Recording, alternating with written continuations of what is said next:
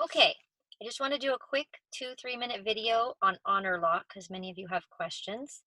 I sent out a form in our email last week, but basically what you need to know is you need to have your student ID with you or your driver's license. You need to have a working camera and microphone on your computer, stable internet connection, and you need to be on Google.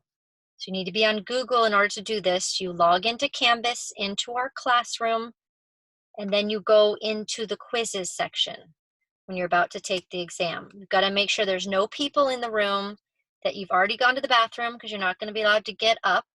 This exam is 45 minutes long, but you can take up to the 2 hours, but it's, about 45 minutes long. When you log into the quizzes, it's going to have you download an extension for Honorlock. So it'll have you add a Google extension. So when you click on quizzes and then you click on our midterm number 2, Honorlock will have you add an extension to your computer, and then it will have you do a room scan. So I'm going to show you a quick video of what it's going to have you do. You cannot have anything on your desk. You need to be sitting at a desk, not on the bed. And there can't be any people in the room, no cell phone, no Apple Watch, headphones are not allowed. You need to be sitting quietly at the desk. So here's kind of what it will look like for you. This section here.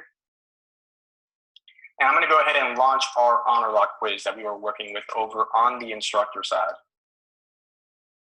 And you can see this was done intentionally. So the first step in the process is that the students will be prompted to add our extension before moving on with their exam.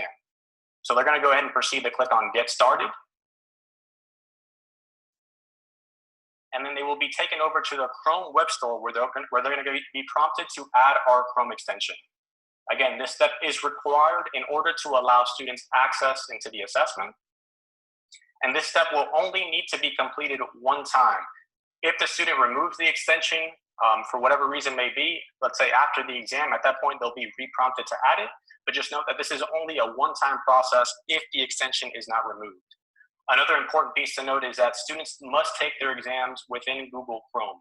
Google Chrome is the only browser that we support when it comes to this, as they need to add the extension to their browser in order to gain access to their assessments. Down here at the bottom, you can see that the same live chat bubble is available on the student side as it was for faculty. And you can see on the right-hand side here, students also have a guide if they have any questions on getting started or adding the extension to their browser. They also have the capability to review this guide here as well.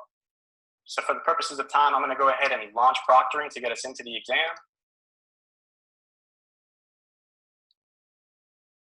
And you're going to see that opens up a separate window for the student over the left-hand side.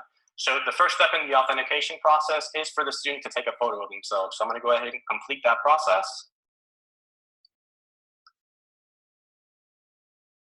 And then once that's done, you'll see that the student will be prompted to validate their ID. So they'll proceed to click on I have my ID. They'll hold that up to the camera, take the photo, and then we'll validate the student photo and the name on the license or ID card against what's housed within Canvas. And then the student will be prompted to begin their room scan. In this scenario, it's going to be tough since I'm hooked up over here to my charger, but the student will perform a complete 360 room scan of their testing environment.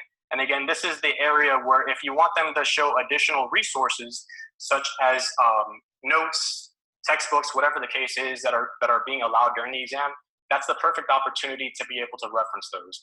Our proctors are looking at those room scans and referencing those prior to popping in on students if academic dishonesty is thought to be the case during the session. What they'll do is they'll reference those recordings prior to popping in, just to make sure that those resources weren't present during the room scan as they were in real time when the situation was being addressed there.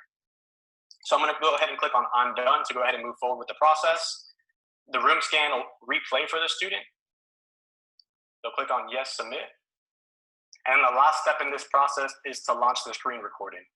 So they'll proceed to click within the box here, click on their actual screen, and click on Share.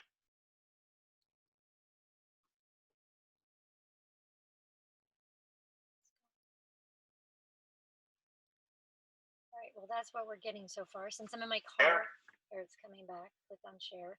And then that will get you And then into they'll click the on exam. click to begin. Mhm. Okay, so enough of that. So the basic thing that I need you all to do is you need to be able to do a 24 angle room scan, you know? And so if you're on a desktop, then you'll need to use your phone or something. I don't know how they do that, but you'll need to do a room scan 360 degrees. So you can't have papers on your desk because this is not an open note test, nothing taped to your computer screen, nothing, no dual monitors. So you need to do the room scan and figure out what else that you need to do for the exam. Okay, so look at that video. I'll put another video up of how to do a room scan. And make sure you go to the bathroom beforehand, that you're at a clean desk, and then you'll be able to start the honor lock. If you already did honor lock for another exam, then you won't probably have to do, like, you won't have to download the Chrome extension, but they'll still make you do a room scan. All right, talk to you all. See if I can stop